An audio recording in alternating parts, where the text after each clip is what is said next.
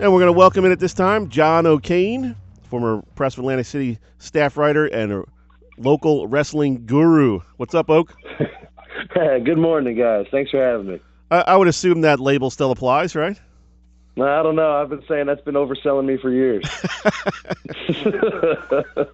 What's going on, man? This is your time of year. You're probably all lathered up. It's districts, man. That's right. I cut weight, got down to heavyweight. I'm ready to go. I'm fired up. Nice. This is the best time of year, man. The individual stuff, the team stuff is great. I mean, it's one of the cool things with wrestling. They kind of say its second season starts now. You know what I mean? Everything goes team stuff. And then that Sunday night at Tom's River when the final group champions and state champions are crowned, all of a sudden it's go time for the second season and it's individual time.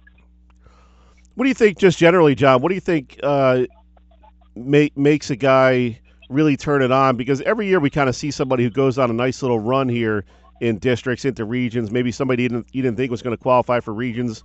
What is it? Is it just a mental approach, or is it just being in finally in the right shape? What is it about some of these guys that really know how to turn it on this time of year? Yeah, I think so. I think guys. I mean, your goal, in any sport, I guess, come playoff time, is you want to be kind of hitting stride and. And it helps to be healthy this time of year. That's a big thing. A lot of guys aren't healthy, but definitely helps to be healthy this time of year. The other thing about this time of year that, to me is the best thing is there's too much bumping around and avoiding of guys in the team concept with high school wrestling, with there being 14 weight classes. There's just too much wiggle room, and everybody's worried about their, state seeding criteria and all this stuff. So you go to these big matches and, these big duels in the regular season, and there's two big-time hammers in the same weight class, and sure enough, they bump them away from each other because the one doesn't want to worry about seeding criteria, and the other one's going to get more points at the higher weight. And, you miss out on a lot of these great matches and stuff like this. The best part to me about districts, regions, and states is you go at your weight class and there's no more bumping. I mean, you have to get through the guys you have to get through, or there's no winning. I mean, that to me is the best part of it. You're going to see the matches you want to see. There's certain weight classes that are always loaded in each of these districts and regions, and that's the fun part. There's nowhere to hide, so to speak. You've got to go through the bracket. I mean, now you know who's in the bracket, and you got to get through it one way or another. John, what was the impetus? I guess it was last year or the year before when they changed all these districts around. It kind of seems nutty to me that you would have teams like Atlantic City and Ocean City going all the way out to Kingsway, and maybe a team like from Cumberland County going up to Southern. It just doesn't make much sense to me. I don't know. Maybe you can shed some light on that. Yeah, I'm still not a huge fan of it myself, to be honest with you. And I guess, call me a traditional guy, but I'm not a huge fan of it. I'm looking at District 31. I'm more than likely to be headed to District 31 here at Absegami later. And, you get alternate sites between Delsea and Absegami, and, there's a lot of Highlands in there. You look at the Greater Egg Harbor Regional School District with Absegami, Oakcrest, and Cedar Creek, three schools in the same school district, all three of them in different regions. They're in different districts. So, Cedar Creek goes up to District 29, Absegami here at District 31, and then Oakcrest goes all the way up to Williamstown. It's hard to keep track of. I really kind of miss the District 32 days where, all of your, 90% of your Cape Atlantic League teams were here in District 32. But I guess they were having some issues. I mean, I don't know if there was a better way to do it, and I'm not smart enough. People a lot smarter than me were the ones to figure it out, but you were having some districts that had, I guess, 11 teams and, guys are wrestling pre-quarters and stuff like that. And then you had some districts. I remember the Dobzhansky from Delsea a few years ago, the big-time wrestler there. He had, like, his last 2 or 3 years, he never wrestled a quarterfinal. Like, there were only 6 or 7 guys in his bracket each year. Okay. There were so few schools up there. So he would win his semi, win his final, and be on the region. So it was definitely lopsided, and, they had to balance it out a little bit just in terms of sheer numbers and things like that. But I don't know. The way they did it, I'm not a huge fan, but I guess it's like anything else. I mean, the West Jersey Football League, I guess, had some of the same stuff, and you're like, that just didn't look right on paper, but it seems to be working out for the football, and I don't know. I guess there's some benefits to wrestling, but I'm not a huge fan personally. I guess as reporters, we're just kind of wimps about complaining about driving an hour for a district. Yeah, that's right. 'Cause I'll be heading out to Kingsway today, so that's a good haul. It's almost into Pennsylvania. So. Yeah, exactly. That doesn't help either. But it was nice. I mean, it was that local flair too. Like District 32, like I said, it was all these local teams. I mean, it was all Cape Atlantic. There wasn't any, outside teams. I mean, Highlands coming down for District 31. There's Delsey comes down. It's just, I don't know. And then, going on to regions, I still don't think it's, I still think it's kind of strange that Paulsboro's not in the region anymore. I mean, that doesn't seem normal to me. That was Absegami and Paulsboro's, owned that region for years and years and years. So that's still abnormal to me. And now Southern comes down, that's a Region 6 team in my mind. But now Southern's down here in Region 8, and I don't know. It's just as a traditional guy, you've been seeing, I've seen these districts and regions since I was a kid going, 25, 30 years back, and now it's all different. So I don't know. I don't know.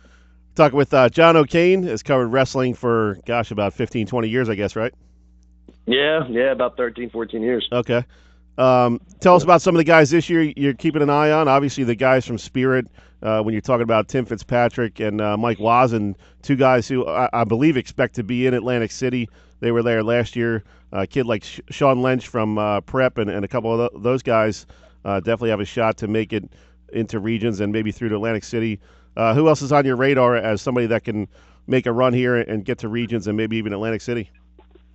Yeah, I mean, I definitely like the guys you named there. I'm definitely looking forward to Fitzpatrick. I think he's got a really nice chance to make a nice run there. He always kind of seems to get going this time of year. He's got a very offensive guy, so his kind of style is built well for this time of year. He's not going to go out there and win a 2-1 match. He's trying to score points. He's good in all positions. His weight class is loaded, though. I know he's got 2 losses this year already to Bergen Catholic's Griffith, who is number 1 in the country, headed to Stanford next year to wrestle. But I know he would like another crack at him. He's seen the guy twice. He'd like to make him beat him 3 times. It's hard to do, beat somebody at Fitzpatrick's level 3 times. But then you mentioned Lynch from St. Augustine. He got on the podium last year. You'd like to see if he gets higher. But, I always like to see the young guys this time of year, too, see, who's next, so to speak. I'm definitely keeping an eye. I've seen him since 7th, 8th grade, but Connor Krause there from St. Augustine Prep. Yep. He's had some tough losses this year, but he's a guy that has all the tools. He's got the talent. He's going to be a tough out. I'd like to see him make a run. In terms of guys that, I was talking about this with a few people the other day, who's going to be our next state champ from down here. It's going to be a tough year again. I'm not sure how many, if we're going to get anybody in the state finals, but the guy I think is in a wide open weight class is Bryce Dunn there from Cumberland Regional. That heavyweight weight class is wide open, more so than any other weight class, I think. There's some of these weight classes have guys, Quinn Kinner from Kingsway, the number 1 wrestler in the country. Billy Janser from Delsey's, 5th or 6th in the country, headed to Rutgers next year. There's some weight classes where there are, big time favorites, but heavyweight seems to be wide open. And I'd like to see Bryce Dunn from Cumberland Regional. I think he's one of about 15 guys that has a chance to win the state championship. Oak, real quick before we let you go, what's the potential match of the day there at Absegami? It's a great question. I don't know. I mean, your big-time talent guy is Janser from Delsey. Like I said, he's nationally ranked top 5 or 6 in the country. But I kind of have a feeling he might kind of walk through the region. There's going to be a couple good ones. I mean, Nick Bennett is a defending champion there from Delsey. He's going to have to get through Nick Carino, who's quietly had a really nice year from Absegami.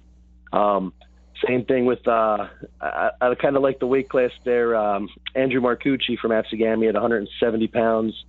That's going to be a really good one. He's the number 2 seed. He's got to get through Tommy Maxwell from Delsey. But that weight class in general, there's 4 or 5 guys that have won 120 matches there. So look for that one to be a really good one. All throughout the lineup, there's really some nice matches there today in District 31. Good stuff, man. We appreciate it, Oak. If you got some time next week, we'll catch up with you and talk some regions. Absolutely. You guys are great. I always appreciate wrestling, man. Best time of year. And, my shameless plug, look out on a Tuesday at Galway Township Middle School Wrestling, Davies Middle School for the middle school championship here in the Atlantic Cape League. Nice. In the 25 weight classes? Exactly. It's tough, man. We've got 20 weight classes starting with 70 pounds going all the way up to 285. So it's like a 9-hour tournament. Yeah, that's exactly right. Well, I mean, usually in about 20 bouts, there's usually about 16 pins, though, in a middle school match. It goes a little quicker than it sounds. There you go. Good stuff as always, Oak. We'll catch up with you soon, man. Thanks, bud. Thanks, Sully. Appreciate it. Thanks, guys. Have a great one. All right, you too. That was John O'Kane. Always great talking wrestling with him.